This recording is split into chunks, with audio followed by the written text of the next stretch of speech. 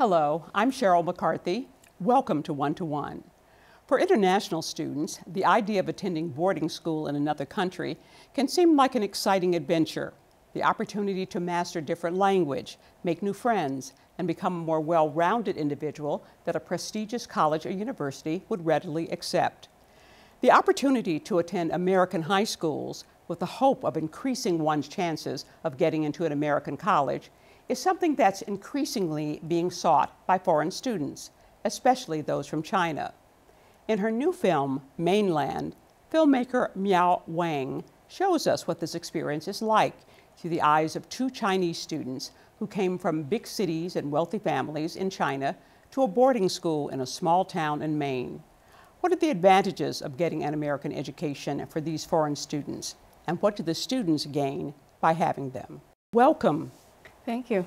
So, why make a film about Chinese students at an American boarding school? Well, it's kind of the time right now to look at all these students who are coming to study here. And I think the Chinese students in the last 5 to 10 years, when I started doing research in 2011, this is really all over China. Everyone was discussing the idea of studying abroad.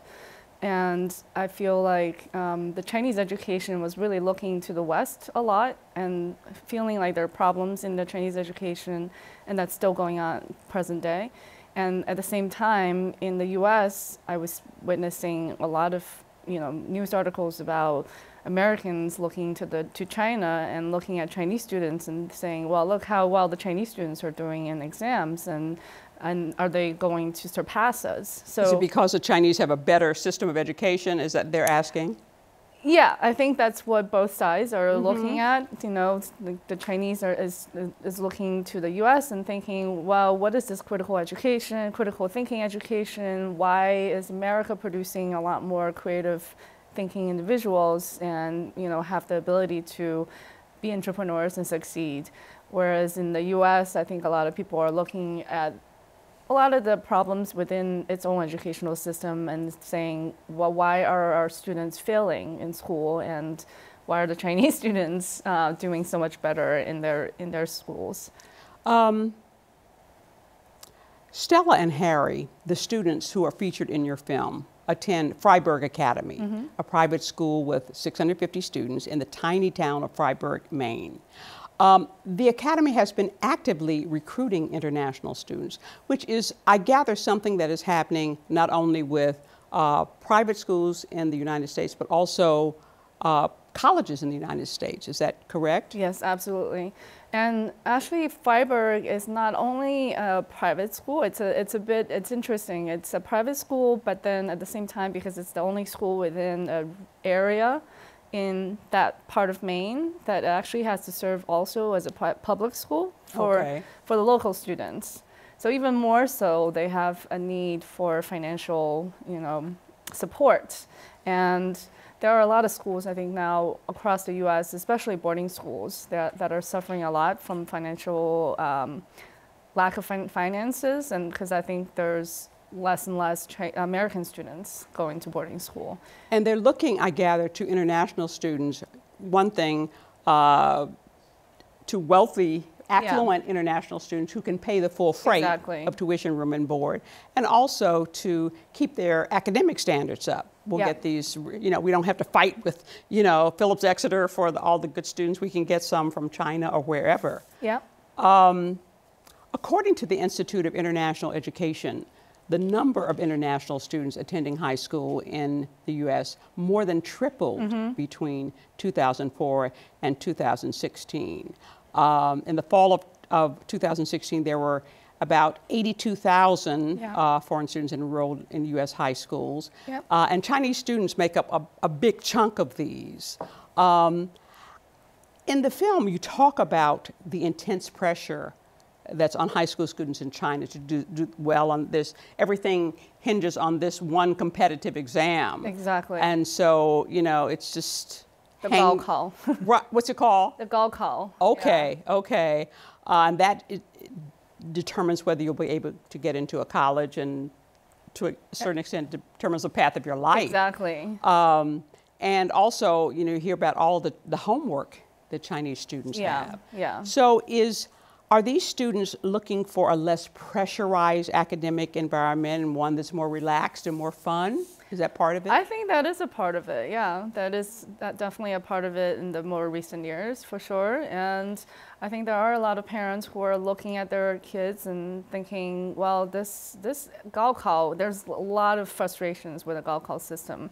And a lot of parents are looking at it and looking at the Chinese educational system and saying there's just too much pressure. My kid is not made up for this. You know, not everybody can really be, you know, not everyone can perform well under that kind of pressure.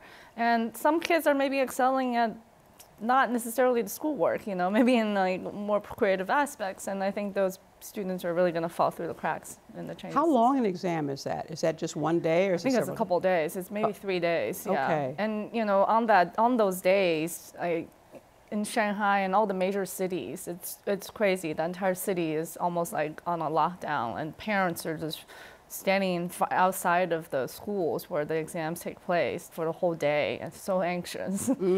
Yeah. Wow.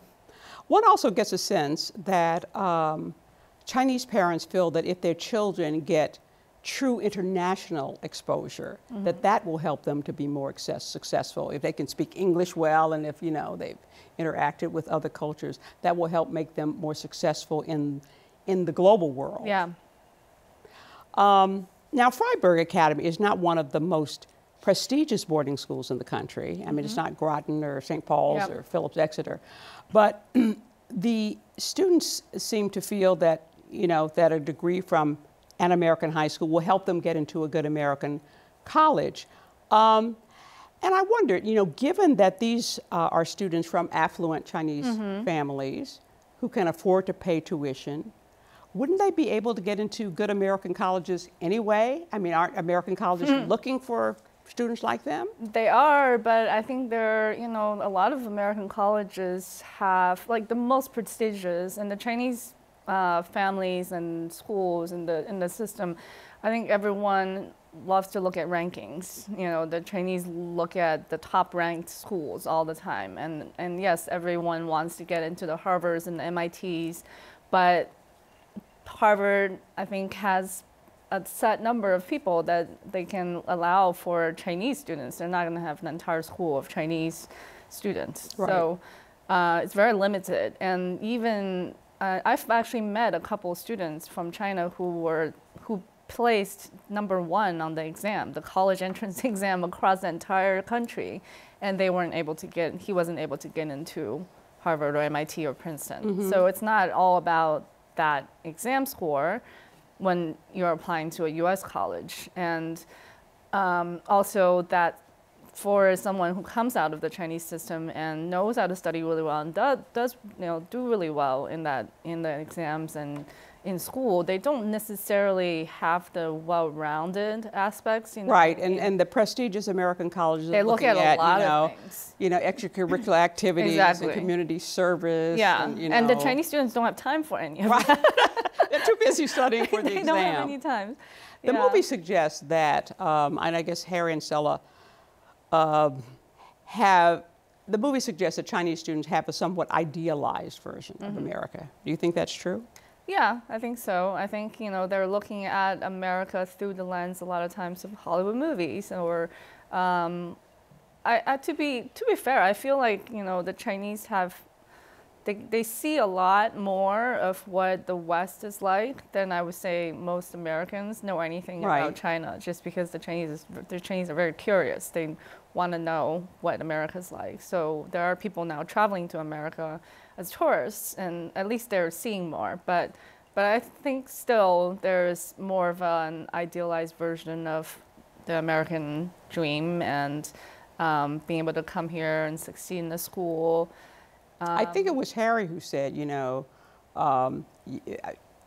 we had the idea that Americans are happy all of the time. Yeah, yeah, life is so great. Only here. they knew.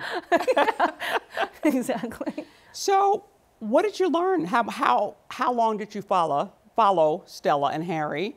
And what did you learn from their experience at Fryeburg about what it's like to be an international student there? Yeah, so I followed Harry and Stella for about 2 to 3 years. Harry started there as an 11th grader. Harry started as a 10th grader, and Stella started as an 11th grader. So I followed for 2 years, 11th grade and 12th grade, and through graduation, and Harry for the 3 years that he was there. And what was interesting for me is really also just looking at these more wealthier class of the Chinese and how this experience actually kind of is similar but also differed from a lot of the previous generations of Chinese that's come, because I'm kind of more familiar with that experience. But how is it different? Well, I think the wealth and the difference in some ways than economics and class, because you actually, I would say when I came here in 1990, I was the only Chinese in the whole class. So immediately, just by that, by that factor. And this was a private school where? In the Boston area. Okay. But just because you're the only person that's different, you have to adapt, and there's no option really. You kind of have to become more integrated into the American society, and you have to be friends with their American peers. And I think for a lot of the students that are coming now, because there are a lot more Chinese students coming, and that is also because of the economic factor, because China's changed so much in the last 20, 30 years. There are families now, many families that can afford to actually send their kids over. So there's a core at Fryeburg. There seemed to be a core of Chinese students who, which is a good thing. They're making up. When I first started filming, it was a third of the Chinese of the international students, and now it's a half. Okay. Half of their international students are Chinese. Okay. Yeah. We're going to take a short break. Then we'll be back with filmmaker Miao Wang after this message.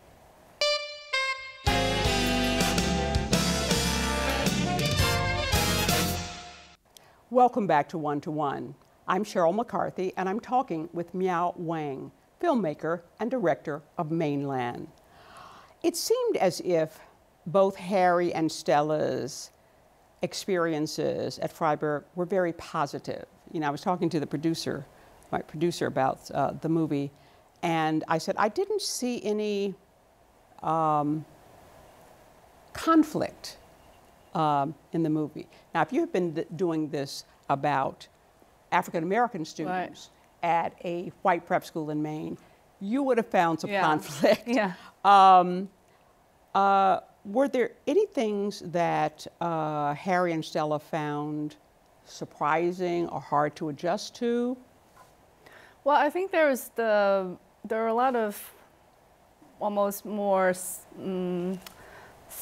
I would say, alienation for sure. There's, I think there are moments of alienation and moments of maybe more subtle kind of, I wouldn't say they're major conflicts. And I think a lot of the times the teachers were they are aware that they have this large body of Chinese students now in their community. And by that default, they actually feel like they need to find a way to work with them and help them and integrate them.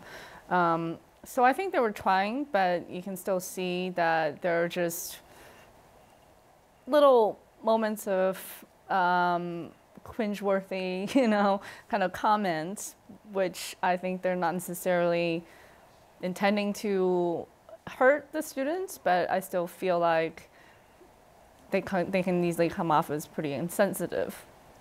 For example, what kinds of things make Asian students feel alienated? When that one teacher just said, well, I can't tell the difference between you two. Yeah. Yeah. Basically, like, you all look kind of the same.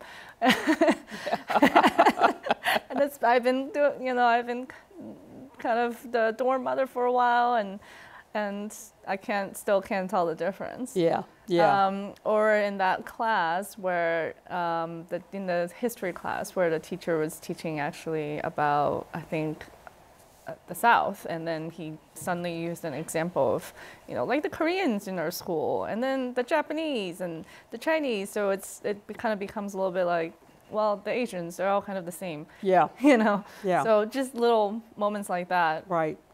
Now, I know from my experience of having been a black student, one of a small group of black students who attended a predominantly white college, that black students who attend largely white elite schools are often criticized for socializing together. Because why are all the black students sitting together in the cafeteria question. Do Asian students experience the same kind of thing, the pressure to blend in, to disperse themselves among the white students? That's absolutely the same thing, because you know, you go to the cafeteria, all the Chinese students are sitting around in the same group, you know, same table or multiple tables. I just see big tables of Chinese students, and I think that is something that a lot of the local students and teachers are looking and saying, well, why are the Chinese students always hanging out together? And I think in some ways they, at least when the parents are sending them, you know, to the U.S., really their intention, that every single parent, one of the first questions they ask to the admission director is, well, so how many Chinese students are there? Do we, you know, is there a chance for them, for our kid to mingle and, you know, interact with American students? And I think it's not really as easy as saying like the Chinese students just all bunched together, and you probably can sort of understand this shared experience. It's that they are kind of like this group of people that have this very unique experience, and they're coming from a place that's utterly different, and their parents are not even here.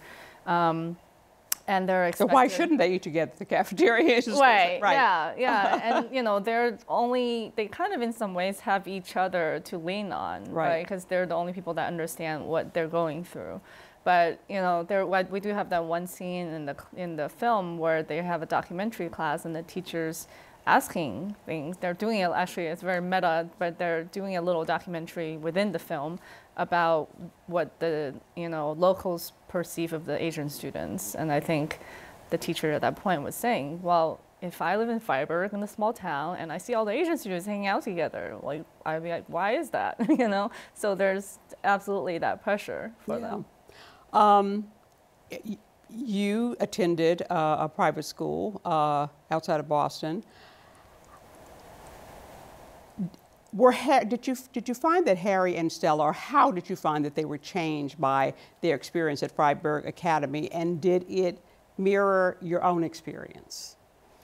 Yeah, I mean, I think there are parallels. I feel like, you know, a lot of ways my experience, I would say on a day-to-day basis, was very different from what they were going through, and I think a lot of that does have to do with you know, well, the fact that you were the only one. I was the only one, and also when I came here, China was still very poor, and my parents were, you know, they were educated but poor as well, and so I felt like there was a little bit of a class difference, you know, that I couldn't really go to a lot of the things because I couldn't afford to, and that just creates a little bit of a barrier, you know, that's outside of the other normal high school adolescence barriers that already exist.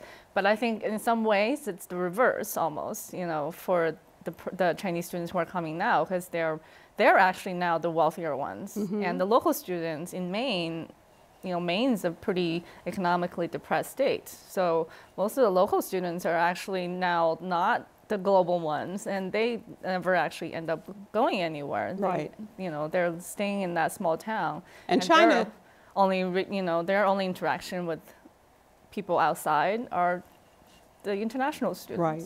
And China's has become an economic power, and there's probably some resentment, you know, by Americans towards Chinese, you know, that they're taking over now. Right, but no, it's interesting though, because I think there's that general resentment, but at the same time, I think for a lot of the communities that are, you know, that now have a lot of these Chinese students in their community, it's a little bit of they might want, you know, they might feel a slight resentment, but at the same time, they're relying on them economically. So I didn't see a lot of African American students in the film, probably because there were not a lot of African American students at school. That state is also very white. So that's true.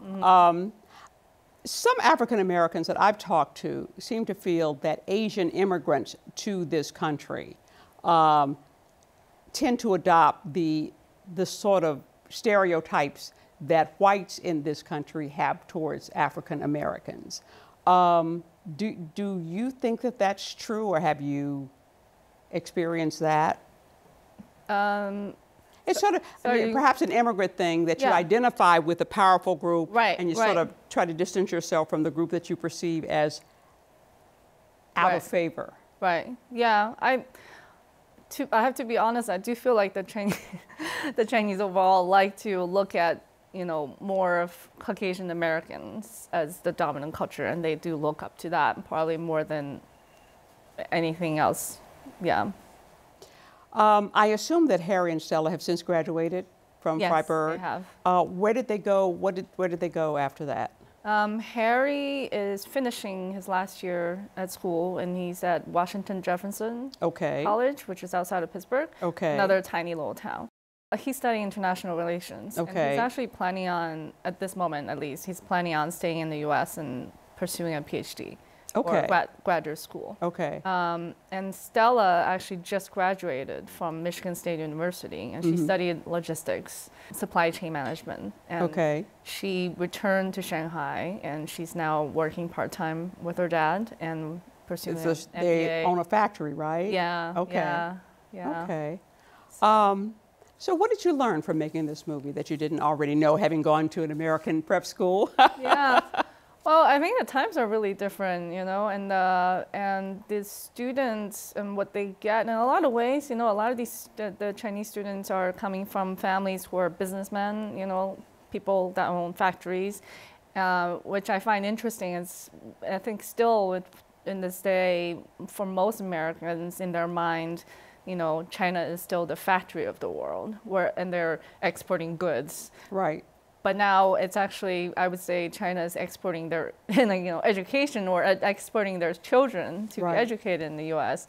more than anything else. And a lot of these students are now going, you know, regardless of whether they stay here or go back, they have actually, in some ways, they created a little network with amongst themselves. Even if, you know, some of them will have really kind of adapted to American society and try to bridge the culture, and some of them maybe will look back and want to do something in China, and then some of them also have created a network of other Chinese students, you know, like for instance, I think with Stella, in a lot of ways, she probably now has met a lot of Chinese from the rest of China, which normally, if she had stayed in China, she would not have. That she met them here. She met them here, exactly. Right. She met them, you know, at Fryeburg and Michigan State University, and now she has a greater network of, you know, around all of China, kind of for you know, people for doing business, or who knows, possibly they become leaders of China in the future, because they are children of more, you know, of the elite class. What do you want viewers to take away from your film? So when I started making this film, I always had two separate kind of audiences in mind, and because I wanted the film to be shown in China, because, you know, I know that most Chinese students and families are wanting to come here, but they don't really know what it's really like. So one part of my film is really about, for the Chinese audience, is about, you know, showing what this life is like, what is the actual experience looking like. Obviously, it's through two students' lives, but I think it gives a glance. And then for the American audience, I would say it's a little different, because I think the American audience in general are not so aware of what is this whole wave of the Chinese students coming here. And a lot of people have told me they learned a lot from the film, and just by watching, I think there's still, you know, I feel like there's still really a lack of films that's looking at China that's not just about the very granular, you know, the problems that's there, and I think there are a lot of problems in China, but I find it a bit frustrating that, you know, people don't really know what life is like there. And I think a lot of what I want to do through my films is to show people that there are other ways, you know, the majority of Chinese are living their lives just like everybody else, you know, and there are people like everyone else you meet, and they have their own problems and issues, and they're still trying to figure out what to do, just like everybody. Okay. And on that note, we're going to wrap up. It's an interesting film. I hope you're getting distribution here and in China. Is it showing in China? Yeah, we actually are going to be at the Beijing International Film Festival next week, April 20th and 22nd, and then we have a distributor working on getting wider distribution. Okay. Well, you got a lot of potential viewers over there. Yeah, I know. I want to thank Miao Wang for joining me today. Her film, Maineland, is in theaters now. For 1 to 1, I'm Cheryl McCarthy.